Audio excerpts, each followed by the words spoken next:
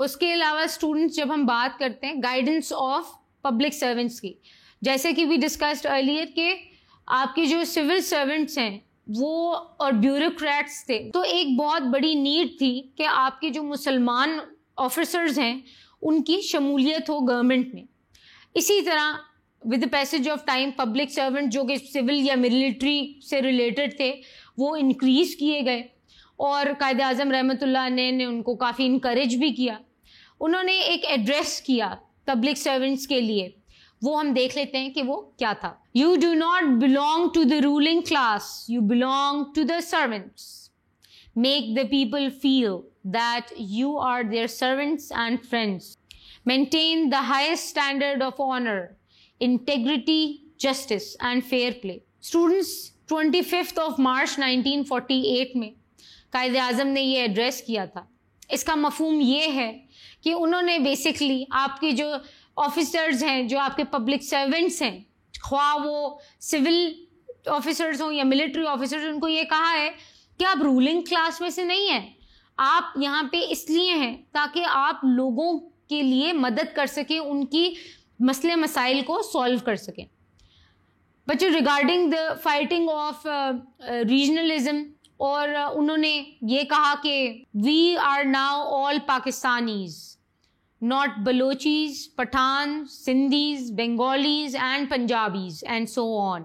And as Pakistanis we must feel, behave and act, and we should be proud to be known as Pakistanis and nothing else. जून 15, 1948 को कायद आज़म रहमतुल्लाह अलैह ने हम सबको ये पैगाम पहुंचा दिया कि हम सारे के सारे पाकिस्तानी हैं।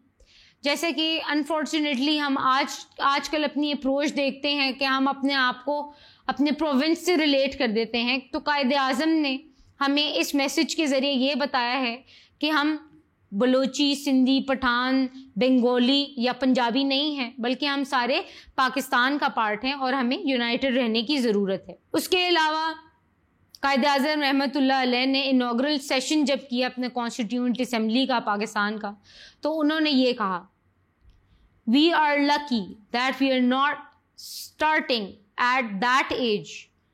Everybody is free to follow the religion of his choice.